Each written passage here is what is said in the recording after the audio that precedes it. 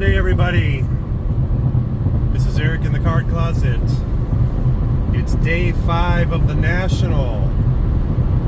And for me, day 5 is not a show day, it's a travel day. Couldn't sleep this morning, so I got up an hour earlier than I had planned to and just got on the road. And I tell you what, the first thing that happened this morning was great news. I checked my comments from last night's video. At the end of the video, I shared that I had lost a Ted Williams 1952 Redman. And there in the comments, Sammy Thunder left a comment saying that it was found. The Redman was found. That's the first I found out about it, was reading that comment. And then later, several more of you put in comments saying, hey, 4 Collectors just put on their channel that they found this Redman and they don't know who it belongs to. So apparently somebody found it and turned it into 4 Collectors. I'm not sure which of the 4 or 5 got it, but it was in the possession of 3D80's kid when Sammy Thunder left his message. So Picker Jim, out of the goodness of his heart, tracked down 3D80's kid today at the show floor and picked it up for me from 3D80's kid, and Picker Jim's going to mail it to me. I'm also mailing Picker Jim something when I get back to town.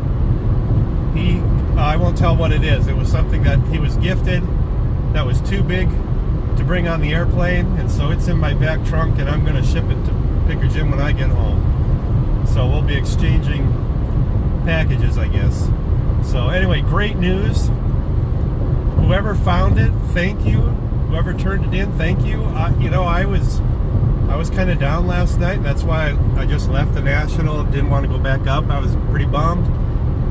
And great news to wake up to, that Teddy is found. So there's a hint. If you look at my video from last night, and maybe if I can get around to it or figure out how to do it, at the end of this video I'll put a little clip.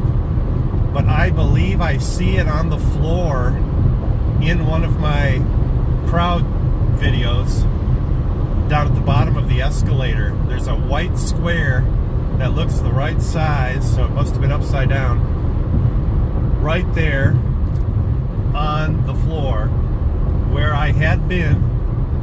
I was talking with Andy Dees, Tiger 727, those back pages, Picker Jim. We were all, I think even Elite Hunters was there, Diamond Yard Sports Cards. I believe we were kind of talking in that area. I must have taken out one of my cards that I purchased that day to show off to somebody. Maybe it was the Tris speaker, and my best guess is it came out of the box. It fell out of the box when I was taking another card out, and whoever I was talking to at the time, nor I noticed it fall. That's my best guess. But definitely can rule out theft, because who's going to steal it and then turn it in? So definitely my fault. I dropped it. Don't know how it happened, but good news is it's found. So thank you. If 4 Collectors, Sammy, if you have Theo, if any of you know if you have the contact information for the finder, I would like to send them a little finder's reward. And thank you, 4 Collectors, for making sure to broadcast that you'd found it and that the word got back to me. So what a great community we have, guys. Awesome, awesome, awesome. So I just entered the state of Minnesota, half hour back. So I don't know, a little over halfway home, maybe, barely, not quite, I don't know, somewhere in that range. But what I'm going to do is I want to give up my final thoughts as what a rookie thought of his first National this year in 2025 in Chicago. And I don't have any notes or anything since I'm driving. What I'm going to do is I'm going to start and stop all the way back home. Every time I think of a little topic, I'm going to hit record, talk a minute or two on it, stop. Next time I think of something, do it again and again and again. So, and then I'll spice them all together tonight, hopefully. So, anyway, enjoy. So let's talk about prices. I found the prices to be both about right, just a little bit overpriced, and a lot overpriced, depending on the dealer.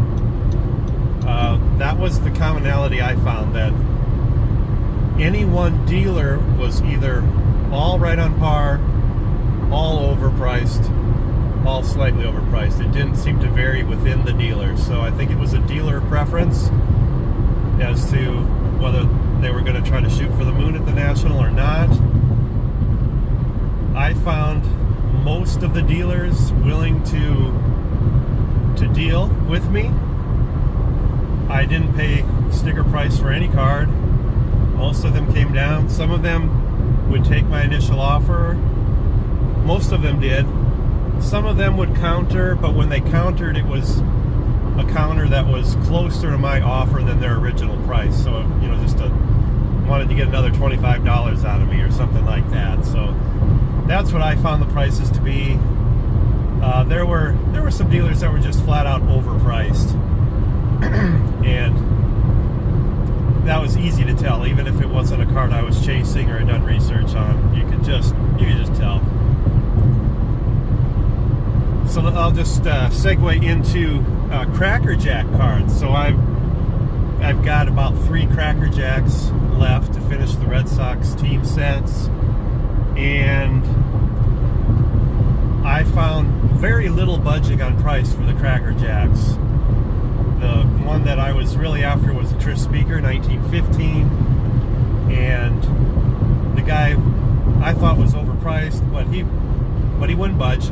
I made a pretty fair offer. He wouldn't budge. He said, you know, Cracker Jacks are hot right now. I'm going to get that price, whether it's at this show or the next show. And he just, you know, he was friendly, polite about it. Just, you know, from a business perspective, it didn't make sense for him to come down. And I heard that from others too. The cheapest Cracker Jack card I saw for a Red Sox player was a Hick Katie, and it was $600. I already have it, thankfully, but it was, you know, I think I paid $100 for it 7, 8, 9 years ago. And just out of curiosity, I asked that dealer if he had any room to move on it, even though I had it already. He didn't know that, and he did not either. So I think 3 or 4 different, 5 probably vendors I talked to about Cracker Jack, and none of them were giving on the price. Because they're just hot right now, and so that set run might be getting away from me. Harry Hooper is one of the cards I needed, and I saw him at one dealer, and I said didn't have a price marked. I said, how much was the Harry Hooper? He said $3,000, and I had to stifle my laugh.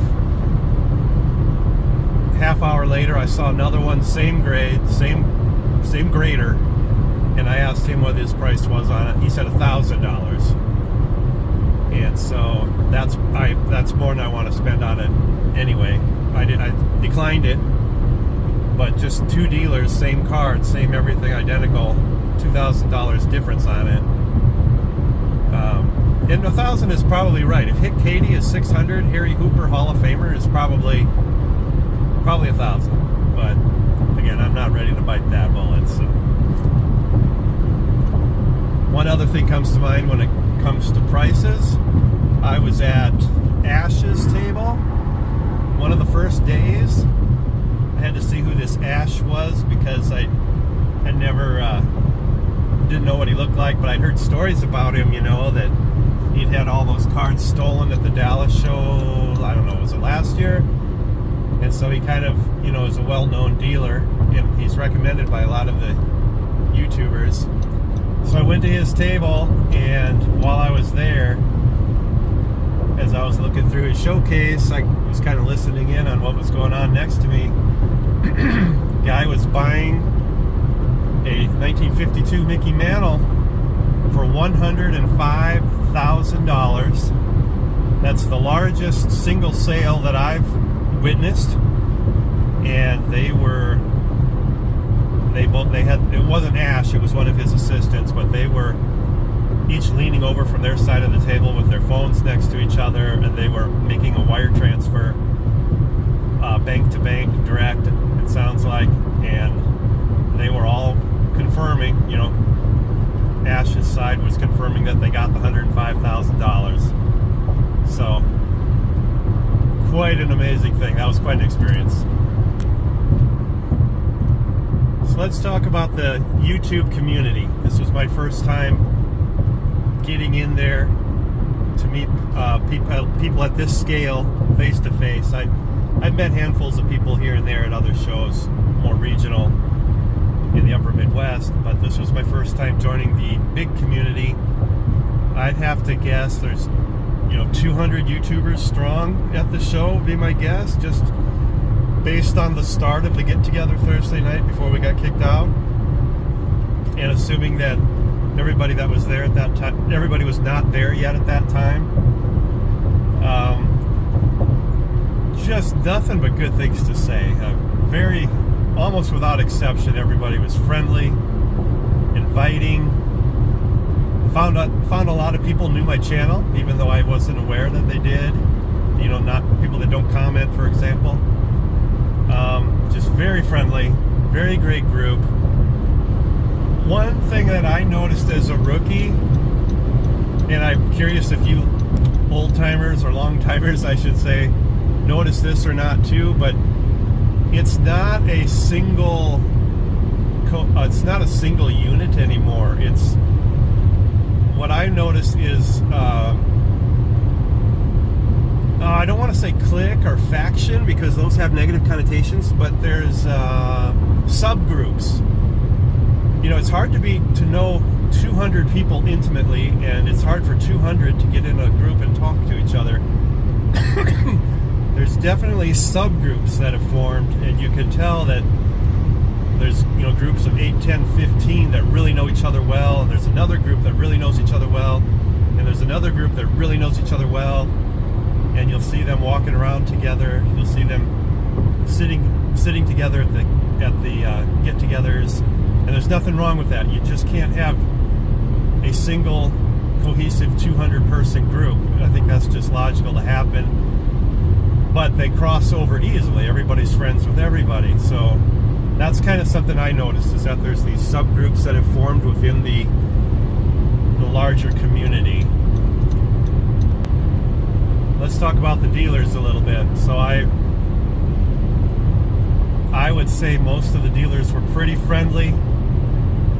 Some of the guys that Ford Collectors have interviewed, I've watched a few interviews while I've been driving here, or a few videos, but man, I got a lot of catching up to do when I get home. There's some of the dealers that were interviewed that I personally dealt with and could attest that they were great guys. They're kind of funny though. Some of them were kind of funny. Some of them were a little standoffish. Probably the one thing I noticed, and again, maybe this is just me noticing something as a rookie, but I noticed that in a lot of cases, it's tough to get to talk to the main guy. In some cases, well, in most cases, you ask about a car or a price or something, and they've got to go talk to Joe, or let me take this over to Andy and see what he says, or, well, actually, I'm just looking over the booth for Jim while he's at lunch. You know, a lot of these assistants, helpers, wives, I think. Unfortunately, I didn't see a single booth that had a female that was like the head person, that knew the most and was the go-to person. I thought that was a little disappointing, but maybe not surprising in this hobby. So a lot of wives that you'd ask a question, they're the only person available to talk to, and they'd have to wait for Don to free up. And in some rare occasions, the head dude was like, he was like like in the Wizard of Oz, you know, the guy behind the curtain that's unapproachable, sitting back there, way back in the booth, and everybody came to him with their questions, but he didn't go out to the glass and interact with people. I did notice a few like that too. And Ash was like that when I was there. But I think with him it was just situational because many YouTubes have relationships with him. So it must have just been the timing when I was there that he was just kind of sitting in the back chilling and everybody else was kind of going back and forth to him. But anyway, dealers were great. Would have been nice to get direct contact with the head dude at more tables rather than having to wait because the decision maker wasn't available. Let's talk about some of the issues that others have shared that happened in Chicago the last time it was there. So first of all, the temperature. I felt that there were no AC issues any of the days that I was there, Wednesday through Saturday. I felt that the temperature was good. In fact, especially in the VIP lounge area, it was cold. And it was a little on the cold side, actually. And I wasn't the only one saying that, but I'd rather have it too cold than too hot. But yeah, on the floor where the 100,000 people were, I didn't have any issues with temperature. Wi-Fi, for me, I didn't use my Wi-Fi. I just used my data. I have an unlimited data plan, so I never had to use the Wi-Fi. I had no issues whatsoever. Pulled up anything I needed immediately from anywhere on the floor, and had no issues with that at all. Bathrooms, there were sufficient bathrooms. Usually, you know, when you went in, you'd have to wait. Usually when I'd walk into a bathroom, I'd have to wait behind maybe 2-3 people that were lined up waiting for an opening, and that's all. It was not bad at all. They seem to have bathrooms in every hall. If you don't know, this big event is broken up into 4 or 5 different halls, all connected with open garage doors. I get a kick out of that. But yeah, each one had a bathroom. Food, I hadn't heard that food was a problem, but food was plentiful. They had some vendors. Of course, the prices were outrageous. You know, $16 for a bowl of noodles. It was, you know, it's just pretty outrageous. $7 for a hot dog, kind of outrageous, but I guess I'm used to that at events like this. $10 cheeseburgers. The giant pretzels, this one annoyed me. Giant pretzels were $6. If you wanted cheese, it was another $4 for that little cup of cheese. And so I boycotted the pretzels. It's biker week in Sturgis, South Dakota, so here I am 8 to 10 hours from Sturgis and running into a lot of motorcycles. A lot of them coming back from Sturgis and some going out. So this guy on the Harley here reminded me about that. So it's kind of fun. One of those things, I don't know if I ever want to own a cycle, but I think it would be kind of cool to ride one around every now and then.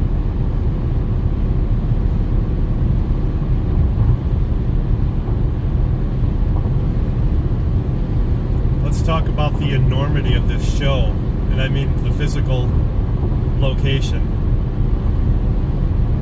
The floor is so huge that you cannot run into people for days. For example, I ran into Orlando and Rick, Vintage Oddball Cards, early in the show, but never saw them again on the floor until only in the evening events did I see them again. Vintage Guy 316, Vintage Cards 316. Video Guy 316. So sorry, Doug.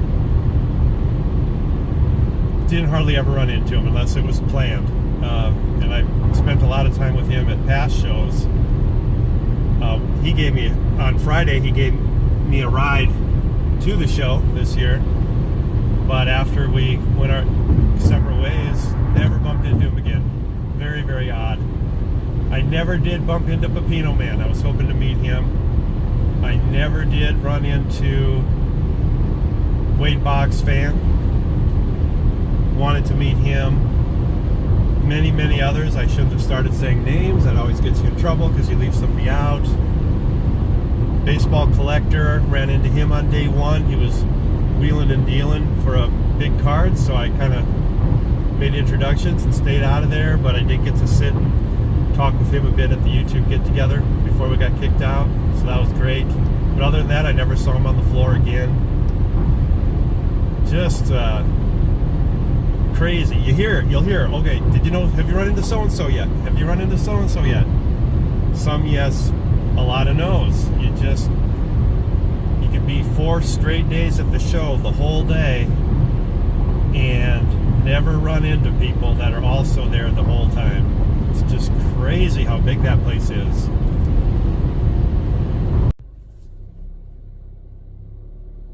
Home, sweet home, guys. Now that was a trip. 6:01 p.m. Left the hotel at 8:40 a.m. Long day. So I guess what it really comes down to, guys, is would I do it again? After my rookie experiences this year at the National, would I do it again? And yes, I would. I would definitely do it again. Warts, pimples, and all, I'd do the National again. So thanks for taking this journey with me through my first National, all 5 days. 6 days if you count day 0. Appreciate you following along. Hope you'll subscribe to my channel and stick around for sports card content. Now I just gotta hope that there's not a sophomore jinx, because I'm not a rookie anymore. The end.